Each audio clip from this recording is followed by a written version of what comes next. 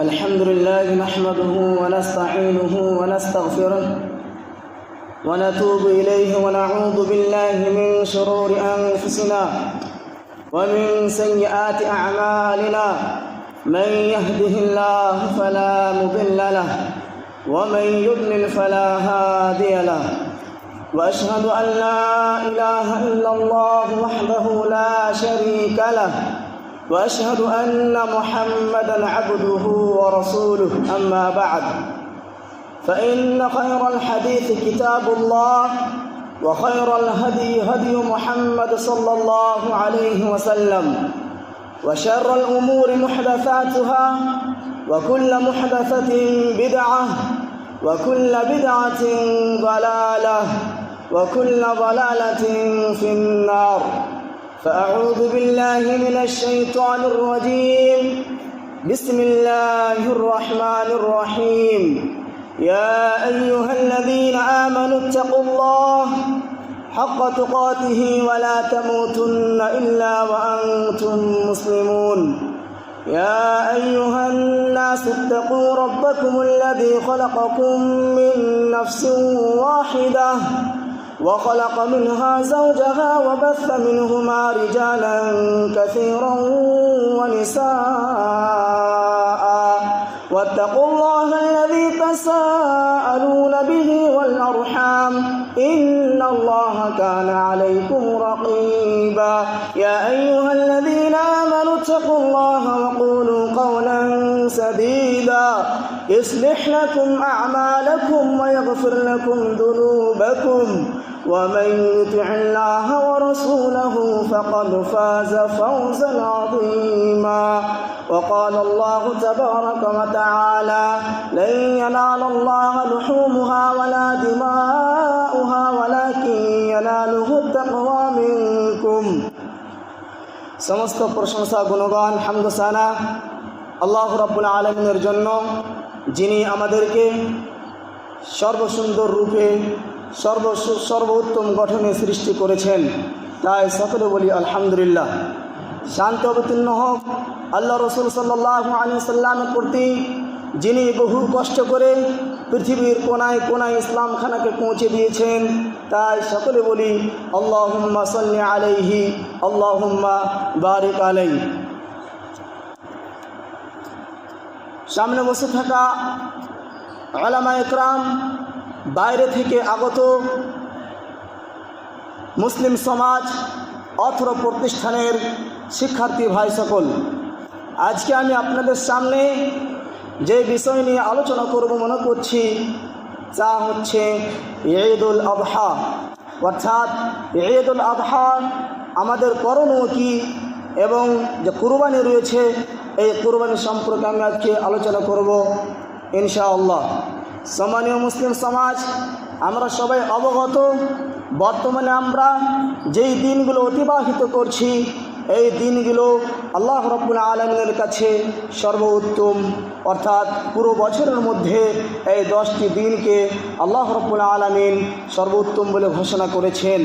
সম্মানীয় মুসলিম সমাজ, এই দিনগুলোতে আমরা যেই ইবাদতগুলো করব, অন্য দিনের চেয়ে এই দিনের ইবাদতগুলো আল্লাহ রাব্বুল আলামিনের কাছে বেশি গ্রহণযোগ্য হবে। এবং এই দিনে আমাদের করণীয় কি? বেশি বেশি আমাদেরকে তাকবীর পড়তে হবে। আল্লাহু আকবার, আল্লাহু আকবার, লা ইলাহা ইল্লাল্লাহ, আল্লাহু আকবার, আল্লাহু আকবার, ওয়ালিল্লাহিল হামদ। এবং এই দিনে আমাদেরকে বেশি বেশি সাদকা করতে হবে, বেশি বেশি সিয়াম পালন করতে হবে।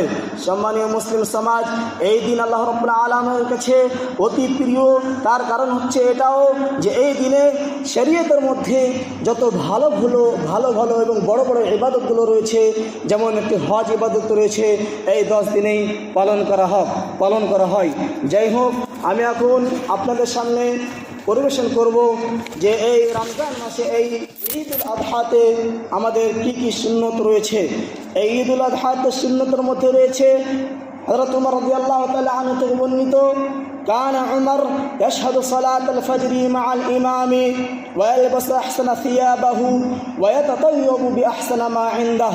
উমর থেকে বর্ণিত, উমর রাদিয়াল্লাহু তাআলা আনহু ঈদুল আযহাতে তিনি সর্বপ্রথম সালাতুল ফজর অর্থাৎ ফজরের নামাজ জামাত সহকারে পড়তেন এবং তিনি তিনার কাছে তিনার ইস্তেতাআত অনুযায়ী যেই ভালো কাপড়গুলো থাকতো সেই কাপড়গুলো তিনি পরিধান করতেন এবং তিনার কাছে যেই সুগন্ধ অর্থাৎ আতর থাকতো সেই আতরগুলো তিনি নিজের শরীরে লাগাতেন এবং অন্য হাদিসের মধ্যে এসেছে কানা উমর ইয়াগতাসিল ইয়াউমাল ঈদ ক্বাবলাহু আন ইয়াগদুয়া ইলাল মুসাল্লা। উমর রাদিয়াল্লাহু তাআলা আনহু ঈদের দিনে ঈদের ময়দানে যাওয়ার আগে তিনি গোসল করতেন। তাহলে আমরা এখান থেকে বুঝতে পারলাম যে ঈদের দিনে জামাত সহকারে নামাজ পড়া এবং যার কাছে যে ভালো কাপড়গুলো রয়েছে সে কাপড়গুলো পরিধান করা। এখানে ভালো কাপড় বলতে নতুন কাপড় কিনতেই হবে এবং নতুন কাপড় পরে ঈদের ময়দানে যেতে হবে এটা না, আপনার কাছে যে কাপড়টা আপনার কাছে পছন্দনীয় সেই কাপড়টা কিনে আপনি যাবেন এবং ঈদের দিনে গোসল করে ঈদের ময়দানে যাবেন। সম্মানীয় মুসলিম সমাজ, রাসূল সাল্লাল্লাহু আলাইহি ওয়াসাল্লাম লা ইয়াখরুজু ইয়াউমাল ফিত্রি হাত্তা ইয়াত'ইম ওয়ালা ইতআম ইয়াউমাল আযহা হাত্তা ইউসাল্লি। রাসূল সাল্লাল্লাহু আলাইহি ওয়াসাল্লাম ঈদুল ফিত্রে ঈদের ময়দানে যেতেন না যতক্ষণ না তিনি কিছু খেতেন এবং ঈদুল আযহাতে তিনি ঈদের ময়দানে যেতেন এবং ঈদের নামাজ পড়ে এসে তিনি খাদ্য খেতেন। এখান থেকে বুঝতে পারলাম যে ঈদুল আযহাতে অর্থাৎ কুরবানির ঈদে আমাদের করণীয় হবে যে আমরা খালি পেটে না খেয়ে ঈদের ময়দানে যাব এবং ঈদের ময়দান থেকে আসার পরে আমরা দিনের খাদ্য বা খাবার আরম্ভ শুরু করব। সম্মানীয় মুসলিম সমাজ, আলী রাদিয়াল্লাহু তাআলা আনহু থেকে বর্ণিত মিনাস সুন্নাতি আন ইয়াখরুজাল ঈদা মাশিয়ান, ঈদের দিন পায়ে হেঁটে ঈদের ময়দানে যাওয়া সুন্নত। এর কারণ হচ্ছে কি, ঈদের দিন খুশির দিন উৎসবের দিন, সেই দিনে যদি আমরা পায়ে হেঁটে যাই তাহলে অনেকগুলো মানুষের সাথে আমাদের সাক্ষাৎ হবে, দেখা হবে এবং সবাইকে সালাম করব, কথা বলবো, একে অপরের সাথে বলাবলি করবো তাকাব্বালাল্লাহু মিন্না ওয়া মিনকুম সালিহুল আ'মাল। সবার সাথে যখন দেখা হবে পায়ে হেঁটে যাব তো সবার সাথে ভালোবাসা মহব্বত আমাদের বাড়বে। এই জন্য বিশেষ করে ঈদের দিনে ঈদের ময়দানে আমাদেরকে পায়ে হেঁটে যেতে হবে এবং সবাই সবার সাথে দোয়া বলাবলি করতে হবে তাকাব্বালাল্লাহু মিন্না ওয়া মিনকুম সালিহুল আ'মাল। কানা রাসূলুল্লাহ সাল্লাল্লাহু আলাইহি ওয়াসাল্লাম ইদা কানা ইয়াউমুল ঈদ খালাফাত তারিক। ঈদের দিনে ঈদের সুন্নতের মধ্যে একটি সুন্নত হচ্ছে কি যে রাসূলুল্লাহ সাল্লাল্লাহু আলাইহি ওয়াসাল্লাম ঈদের দিনে একটি রাস্তা দিয়ে ঈদের ময়দানে যেতেন এবং অন্য একটি রাস্তা দিয়ে বাড়ি ফিরে আসতেন।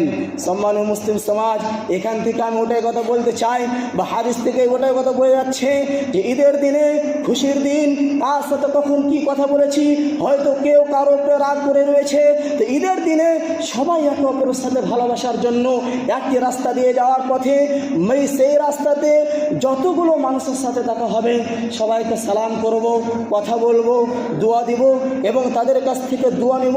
আবার বাড়ি ফেরার সময়তে আবার অন্য রাস্তা দিয়ে আসবো, আবার অন্য লোকের সাথে দেখা হবে, অন্য মানুষের সাথে দেখা হবে, আবার তার সাথে কথা বলবো, আবার ভালোবাসা বাড়বে।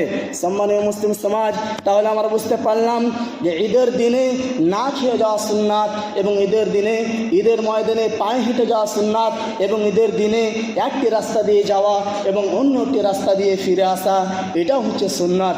সম্মানীয় মুসলিম সমাজ, এক সময় আল্লাহ রাসূল সাল্লাল্লাহু আলাইহি ওয়াসাল্লাম মদিনা গেলেন, তখন তিনি দেখলেন ওয়ালাহুম ইয়াউমানে ইয়ালআবুনা ফিহা, দুইটি দিনকে মদিনাবাসীরা নির্দিষ্ট করেছিলেন, সেই দিনে তারা খুশি ও আনন্দ উৎসব করত। তখন আল্লাহ রাসূল বললেন ওয়াদ আবদালাকুমুল্লাহু বিহিমা খায়রুম মিনহুমা, আচ্ছা তোমাদের জন্য এই দুইটি দিনের পরিবর্তে আল্লাহ রাব্বুল আলামিন এই দুইটি দিনের চেয়ে সর্বোত্তম ভালো দুইটি দিনকে নির্ধারিত করেছে, আর সেই দুইটি দিন হচ্ছে ঈদুল আযহা এবং ঈদুল ফিত্র। এখান থেকে আমরা বুঝতে পারলাম ইসলামে শরীয়তের মধ্যে সবচাইতে খুশির যদি কোনো দিন থাকে, নির্দিষ্ট দিন থাকে, আর সেই দিনটা হচ্ছে ঈদুল আযহা এবং ঈদুল ফিত্র। সম্মানীয় মুসলিম সমাজ, আজকে আমরা কি করি, ঈদের দিনে ঈদের নামাজ পড়ার পরে আমরা বন্ধুরা মিলে ফিল্ম দেখতে যাই, আমরা বন্ধুরা মিলে রায়গঞ্জ যাই, ইসলামপুর যাই, কেউ আমাদের এলাকার ডালকোলা যায়। কিসের কারণে? ফিল্ম দেখার কারণে। সম্মানীয় মুসলিম সমাজ, যদি আপনি ঈদের দিনে ফিল্ম দেখতে যান তাহলে আপনি মনে করছেন ঈদের থেকে ফিল্ম দেখা থেকে আপনি বেশি প্রাধান্য দিচ্ছেন। আল্লাহ রাসূল সাল্লাল্লাহু আলাইহি ওয়াসাল্লাম নিজেই বললেন যে ঈদের দিন মুসলমানের জন্য নির্ধারিত করা হয়েছে, নির্দিষ্ট করা হয়েছে যে এই দিনগুলো হচ্ছে খুশির দিন, এই দিনগুলো হচ্ছে আনন্দের দিন। একদা এক সময় উমর রাদিয়াল্লাহু তাআলা আনহু মুহাম্মদ সাল্লাল্লাহু আলাইহি ওয়াসাল্লামের পাশে বসেছিলেন। এ সময় কয়েকটি ছোট বাচ্চারা সেই যুগের দুফ অর্থাৎ ঢোল জাতীয় একটা জিনিস বাজাতে বাজাতে আল্লাহ রাসূল সাল্লাল্লাহু আলাইহি ওয়াসাল্লামের সামনে আসলেন। উমর তখন বলল, হে ছেলেরা, তোমরা কেন ঢোল বাজাচ্ছ?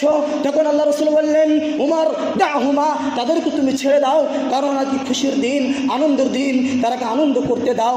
এখান থেকে আমরা বুঝতে পারলাম যে আমরা ঈদের দিনে এমনি যদি ছোট্ট একটা আমরা প্রোগ্রাম রাখতে পারি নাশিদ পড়ার জন্য, শের শায়রি পড়ার জন্য, যার অর্থ ভালো হবে, তাহলে আমরা এটা করতে পারি। তবে ঈদের দিনে ঈদের খুশি ছেড়ে আমরা ফিল্ম দেখতে যাব, ঈদের খুশি ছেড়ে আমরা কাউকে নিয়ে ঘুরতে যাব, এটা কিন্তু ঈদের দিনেও মানা যাবে না, বা ঈদের আগেও অন্য কোনো দিন এভাবে ফিল্ম দেখা মানা যাবে না।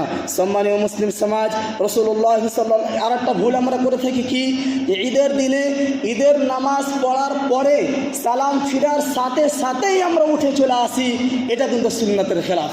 সম্মানীয় মুসলিম সমাজ, রাসূল সাল্লাল্লাহু আলাইহি ওয়াসাল্লাম থেকে বর্ণিত, তিনি বলছেন, كان رسول الله صلى الله عليه وسلم يخرج يوم الفطر ويوم الأضحى إلى المصلى أول شيء يبدأ به الصلاة। رسول الله صلى الله عليه وسلم ঈদ উল আযহা এবং ঈদ উল ফিতরে যখন ঈদের ময়দানে আসতেন তখন সর্বপ্রথম তিনি নামাজ পড়তে আরম্ভ করতেন। সুম্মা ইয়ানসারিফু, যখন নামাজ শেষ করতেন, ফাকামা মুকাবিলান নাস, তিনি মানুষের সামনে মুখ করে দাঁড়িয়ে যেতেন। ওয়ান নাস আলা সুফুফিহিম, এবং মানুষেরা নিজের লাইনে বসে থাকতেন। ফায়াইদুহুম, আল্লাহ রাসূল সাল্লাল্লাহু আলাইহি ওয়াসাল্লামকে তাদেরকে ওয়াজ নসিহত করতেন। ওয়া ইয়ামুরুহুম, এবং তাদেরকে ভালো কামে আদেশ করতেন এবং মন্দ কাজ থেকে নিষেধ করতেন। সম্মানীয় মুসলিম সমাজ, হাদিস থেকে বুঝতে পারছি আল্লাহ রাসূল সাল্লাল্লাহু আলাইহি ওয়াসাল্লাম ঈদের ময়দানে গিয়ে সর্বপ্রথম তিনি নামাজ পড়তেন, নামাজ পড়াতেন, তারপরে সালাম ফিরে দাঁড়িয়ে যেতেন এবং মানুষকে খুশখবরি দিতেন, মানুষকে খুশির আনন্দ দিতেন এবং মানুষকে ওয়াজ নসিহত করতেন। মানুষকে কুরবানির দিনে কুরবানি কী করে করতে হয় এই সম্পর্কে আলোচনা করতেন। কিন্তু আজকে আমরা পুরোপুরি হাদিসের আমরা খেলাফ করি। আমরা মনে করি খুতবা শোনা সুন্নাত, কেন আমরা খুতবা শুনবো? কিন্তু এটা একটা সুন্নাত ছেড়ে দেওয়া হচ্ছে। আমরা মুসলমান, এটা আমাদের দ্বারা করা ঠিক নয়। এই জন্য যদি আমরা ঈদের দিনে ঈদের খুতবা না শুনে আমরা বাড়ি চলে আসি, যখন বর্তমানে এখনকার কথা বলছি আমি, যে এখন আমাদের বিশেষ করে পশ্চিম বাংলাতে ইমামদেরকে থানা থেকে কিছু নির্দিষ্ট কথা বলার আদেশ দেওয়া হয়েছে। ঈদের দিনে ঈদের নামাজ শেষ করার পরে সেই ইমাম সাহেব নির্দিষ্ট কিছু কথা বলবে। যদি আমরা ঈদের ময়দানে না থাকি, ঈদের দিন খুতবা না শুনি, তাহলে কিন্তু সেই কথা থেকে আমরা বঞ্চিত থাকবো। আর সেই কথা এমন হতে পারে যে সেই কথার খেলাফ করলে হয়তো প্রশাসন আমাদেরকে নিয়ে থানা যেতে পারে। সম্মানীয় মুসলিম সমাজ, এতক্ষণ আমরা জানলাম যে ঈদের দিনে করণীয় কী। তাহলে ঈদের দিনে আমরা অনেক কিছু জানলাম যে এই সমস্ত জিনিসগুলো সুন্নাত, ওয়াজিব না, এগুলো করলে আমরা নেকি পাবো, না করলে কোনো গুনাহ হবে না। আবারও বলছি, যেগুলো কথা বললাম এগুলো করা হচ্ছে সুন্নাত, যদি করি তাহলে নেকি পাবো, না করলে কোনো গুনাহ হবে না। সম্মানীয় মুসলিম সমাজ, এবার কুরবানি নিয়ত। আমরা যে কুরবানি করছি, এই কুরবানির নিয়ত হয়তো অনেক তো নিয়ত নেই যে আল্লাহকে খুশি করার জন্য কুরবানি করছি, মানুষ কুরবানি করছে ওই জন্য আমরা কুরবানি করছি, দেখানে কুরবানি করছি। কিন্তু সম্মানীয় মুসলিম সমাজ, কোনো ইবাদত করার আগে আমাকে নিয়ত সঠিক রাখতে হবে যে কেন আমি কুরবানি করছি, তাকে খুশি করার জন্য করছি, গোশত খাওয়ার জন্য করছি, নাকি আল্লাহ রাব্বুল আলামিনের আদেশ পালন করছি। তো আমরা যারাই আমরা কুরবানি দেব, কুরবানি করার সময় তো আমাদেরকে নিয়ত রাখতে হবে যে আল্লাহ রাব্বুল আলামিনকে খুশি করার জন্য আমরা কুরবানি করছি, বা আল্লাহ ও আল্লাহ রাসূলের অর্ডার অনুযায়ী আমরা কুরবানি করছি, মানুষকে দেখানোর জন্য না। সম্মানীয় মুসলিম সমাজ, আর একটা ভুল হয়তো এখন আমাদের হচ্ছে না, যে ঈদের দিনে ঈদের নামাজের আগে কেউ যদি কুরবানি করে তাহলে তার কুরবানি হবে কি হবে না? না, কখনো হবে না। ঈদের নামাজ পড়ার পরে আমাদেরকে কুরবানি জবাই করতে হবে। ঈদের নামাজের আগে আমাদের কোনো কুরবানি হবে না, এমনি সেটা গোশত খাওয়া হবে। তারপরে তারপরে আমাদের প্রচারিত ভারত, বাংলাদেশ, পাকিস্তানে বিশেষ করে এই ভুলটা হয়ে থাকে যে কুরবানির দিনে কুরবানি জানোয়ারের শিঙে তেল দেওয়ানো, তাকে মিষ্টি কিছু আনাসে খেলানো এবং তাকে গোসল করানো, কেউ কেউ আবার তার গলাতে মালা পড়ায়। এই যতগুলো কাম রয়েছে, বিশেষ করে নির্দিষ্ট ঈদের দিনে যেই খাসিকে বা যেই গরুকে আপনি কুরবানি দিবেন, আল্লাহর রাস্তায় জবাহ করবেন, নির্দিষ্ট করে তাকে গোসল দিচ্ছেন, তার গলায় মালা দিচ্ছেন, তার সঙ্গে তেল দিচ্ছেন, এটা কিন্তু কোরআন এবং হাদিসের মধ্যে নেই। তাহলে এটা করতে পারি কখন? যেই কুরবানিটা আমরা, যেই জানোয়ারটা আমরা জবাই করব, যদি সেই জানোয়ারটা নোংরা লেগে থাকে তাহলে আমরা তাকে পরিষ্কার করব। কিন্তু আমভাবে যেটা আমরা রীতি বানিয়ে নিয়েছি, নিয়ম বানিয়ে নিয়েছি যে ঈদের দিনে কুরবানির গরুর শিঙে তেল দেওয়ানো, মালা পরানো, মিষ্টি জাতীয় কিছু খিলানো, এগুলো কিন্তু কোরআন এবং হাদিসের মধ্যে কোথাও নেই। এবার একটা কথা, যে আমরা কুরবানি করব তো কী দোয়া বলবো? সম্মানীয় মুসলিম সমাজ, কুরবানি করার সময়তে বিসমিল্লাহ আল্লাহু আকবার বলতে হবে এবং তারপরে দোয়া বলতে হবে।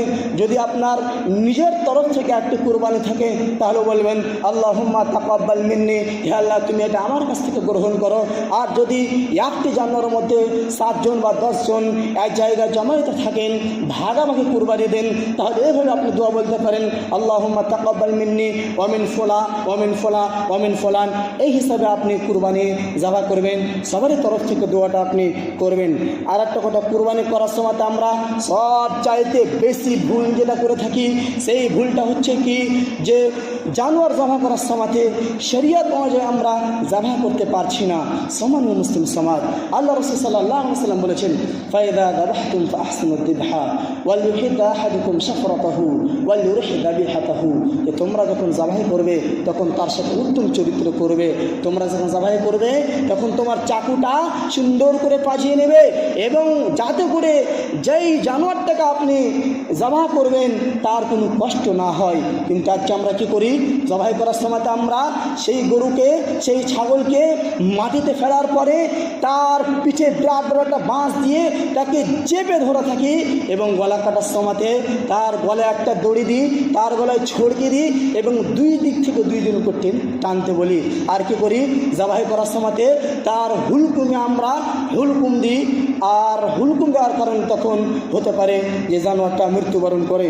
সম্মানীয় মুসলিম সমাজ, কুরবানি দেওয়ার সময়তে গরু কাটার বা ছাগল কাটার সবচাইতে ভালো নিয়ম হচ্ছে কি, এটা ভালো নিয়ম কি শরীয়ত অনুযায়ী এটাই নিয়ম করতে হবে যে গলা কাটার সময়তে আমাদেরকে 4টা জিনিস কাটতে হবে।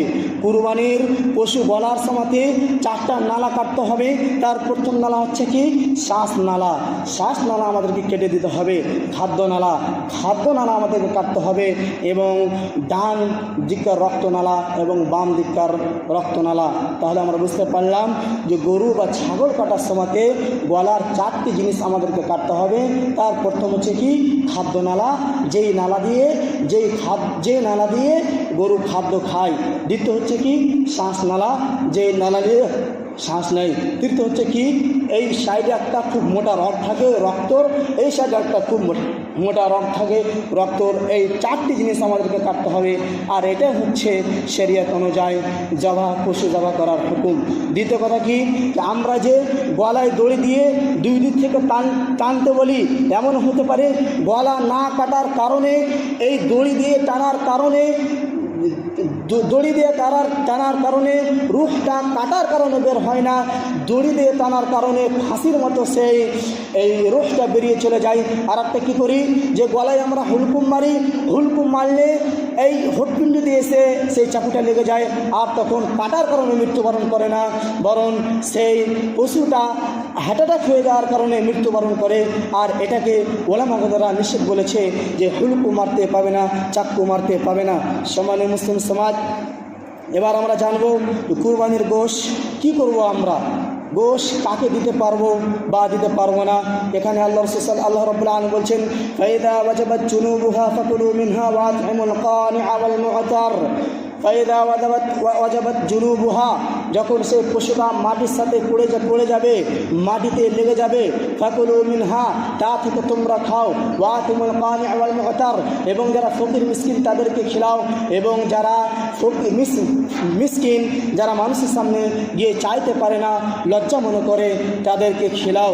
সম্মানীয় মুসলিম সমাজ, আমাদের বিশেষ করে ভারত, বাংলাদেশ, পাকিস্তানে এটাও নিয়ম রয়েছে যে যখন আমরা গরু কাটি, গরু কাটার পরে দম যাওয়ার আগে আমরা সেই গরুর পাগুলো কেটে দিই, পায়ের রগগুলো কেটে দিই, কিন্তু এটা পুরোপুরি শরীয়তের খেলাফ।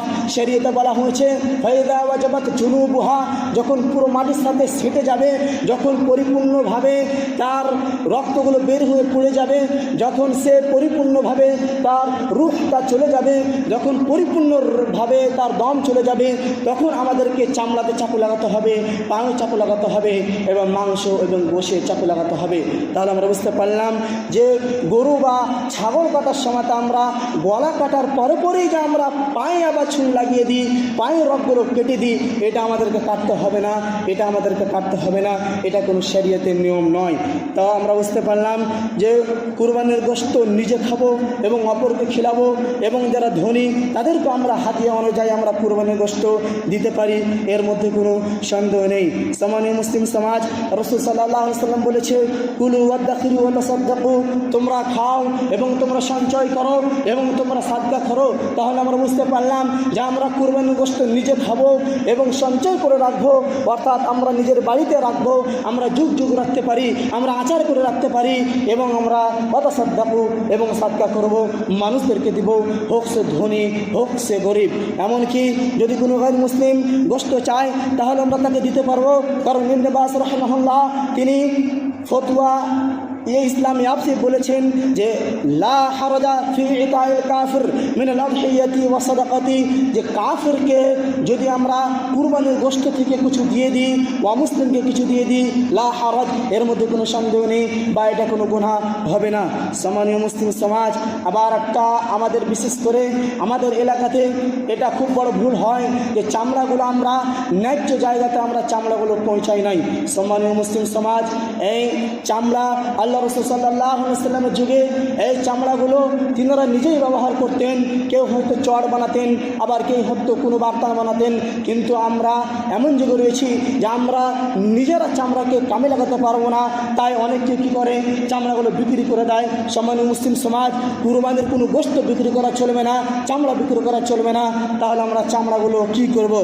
হযরত আলী রাদিয়াল্লাহু তাআলা আনহুকে রাসূল সাল্লাল্লাহু আলাইহি ওয়াসাল্লাম হুকুম দিলেন, তিনি বলছেন আমারনি রাসূলুল্লাহ সাল্লাল্লাহু আলাইহি ওয়াসাল্লাম আন নাকুম আলা বুদনিহি ওয়া আন আতাসাদ্দাকা বিলাহমিহা ওয়া জুলুদিহা ওয়া উজলাতিহা ওয়া আল্লা উ'তি জাযা মিনহা শাইআন ক্বাল নাহনু নু'তিহু মিন ইনদিনা। সম্মানীয় মুসলিম সমাজ, হযরত আলী রাদিয়াল্লাহু তাআলা আনহুকে আল্লাহ রাসূল সাল্লাল্লাহু আলাইহি ওয়াসাল্লাম হুকুম দিয়েছিলেন যে কুরবানি যে জানোয়ারগুলো রয়েছে সেই জানোয়ারগুলো তুমি দেখভাল করো এবং কুরবানি কাটার পরে তার গোশতগুলো তুমি সাদকা করে দাও, তার চামড়াগুলো তুমি সাদকা করে দাও, তার ভুঁটিগুলো তুমি সাদকা করে দাও। এখান থেকে আমরা বুঝতে পারলাম যে চামড়াগুলো আমরা বিশেষ করে চামড়াগুলো আমাদেরকে সাদকা করে দিতে হবে, বিক্রি করতে হবে না। যদি আমরা কোনো মাদ্রাসা সাদকা করে দিই তাহলে মাদ্রাসাতে যারা চামড়াগুলো দেখভাল করবে তাদের মধ্যে এটা নিয়ম রয়েছে যে দিনমান ওখানে দেখভাল করার জন্য চামড়া বিক্রি করার টাকা থেকে আবার তারা টাকা নিয়ে যায়, পুরো দিনের মজুরি নিয়ে নেয়। কিন্তু এই হাদিস থেকে বুঝতে পারছি তিনি বলছেন ওয়া আল্লা উ'তি জাযা মিনহা শাইআন, এই যে চামড়া থেকে এখানে কাম করার কারণে কুরবানির চামড়া থেকে আমাদেরকে কিছু দেওয়া হতো না। ক্বালা নু'তিহু মিন ইনদিনা, আমরা তাকে আমাদের নিজের মাল থেকে আমরা কিছু দিতাম। তাহলে আমরা এই হাদিস থেকে বুঝতে পারলাম যে চামড়া তো আমরা কী করব, বিক্রি করতে পারবো না, চামড়া আমরা কী করব, সাদকা করে দিব, এবং সাদকার মালগুলো যারা ওখানে দায়িত্বশীল হয়ে থাকবে, যারা দেখভাল করবে, তাদেরকে আবার চামড়ার টাকা দিয়ে বা গরুর গোশত তাদেরকে উজরাত দেব না, আমরা নিজের পয়সা থেকে নিজের ফান্ড থেকে আমরা টাকা দিব। আর এটাই হচ্ছে নিয়ম, এটাই হচ্ছে সঠিক নিয়ম। সম্মানীয় মুসলিম সমাজ, এবার আমরা জানবো যে আইয়ামে তাশরীকে কুরবানি দেওয়ার হুকুম। সম্মানীয় মুসলিম সমাজ, আইয়ামে তাশরিক বলা হয় ঈদের পরের দিন এবং তার পরের দিন এবং তার পরের দিনকে আইয়ামে তাশরিক বলা হয়। যেই দিনগুলো হচ্ছে গোশত খাওয়ার দিন।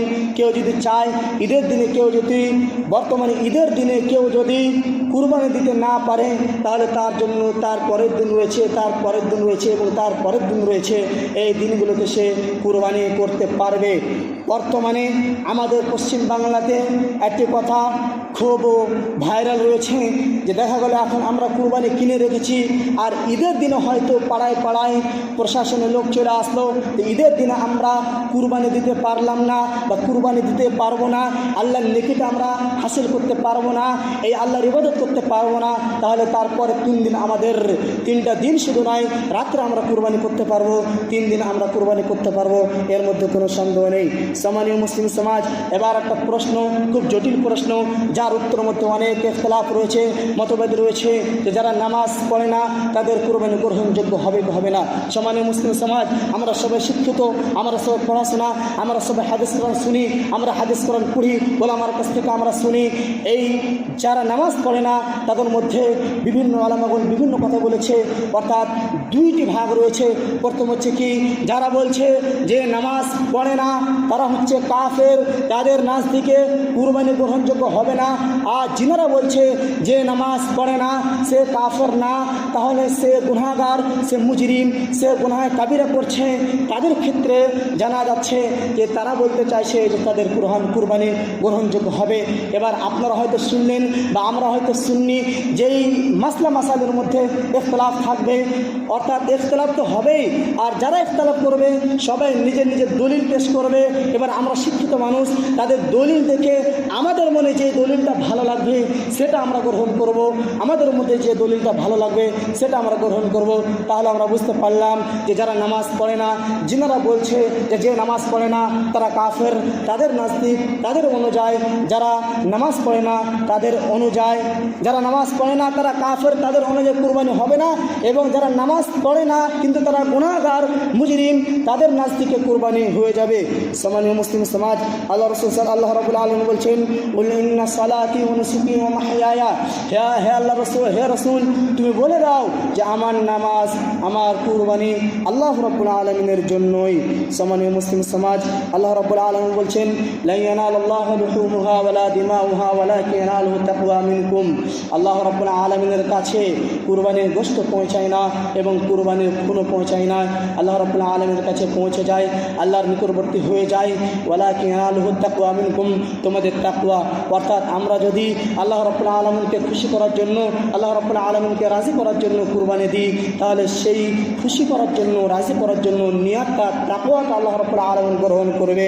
আর যদি আমরা গোশত খাওয়ার জন্য, মানুষকে দেখানোর জন্য যে আমি খুব বড় কুরবানি দিয়েছি, আমার ভাগা 10,000 টাকা, আমার খাসিটা খুব বড়, আমার মাংস খুব ভালো হয়েছে, আমার গরুতে খুব রক্ত ছিল, আমার খাসির খুব চর্বি রয়েছে, এই কথা বলা করি এবং নিজেকে এটা প্রমাণ করতে চাই যে আমার কুরবানিটা খুব ভালো হয়েছে, যদি নিজেকে এটা প্রমাণ করতে চাই যে আমার গোশ খুব বেশি হয়েছে, নাম কিনতে চাই, রিয়াকারি দেখাতে চাই, তাহলে কিন্তু এটা আল্লাহ রাব্বুল আলামিনের কাছে গ্রহণযোগ্য হবে না। কারণ এই কুরবানিটা আমাদেরকে আল্লাহ রাব্বুল আলামিনের জন্যই করতে হবে। কারণ আল্লাহ রাব্বুল আলামিন বলেছেন, ইন্নামা তাকাব্বালুল্লাহু মিনাল মুত্তাকিন, যারা মুত্তাকিন, যারা পরহেজগার, যারা আল্লাহকে ভয় করে, যারা আল্লাহকে খুশি করার জন্য কোনো ইবাদত করে, তাদের ইবাদতকে আল্লাহ রাব্বুল আলামিন গ্রহণ করে।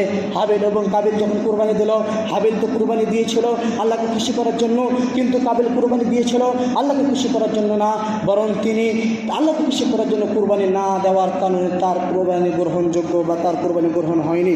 সম্মানীয় মুসলিম সমাজ, আর একটা কথা, সেটা হচ্ছে কি, সিয়ামু ইয়ামে আরাফা, ইয়ামে আরাফার রোজা আমরা কবে রাখবো? এটা একটা খুব জটিল প্রশ্ন। এই প্রশ্নের উত্তরে ওলামারা 2টি ভাগ রয়েছে, 2 ওলামার কাছে দলিল রয়েছে এবং একটি হাদিস থেকে 2 ওলামা দলিল দিচ্ছে।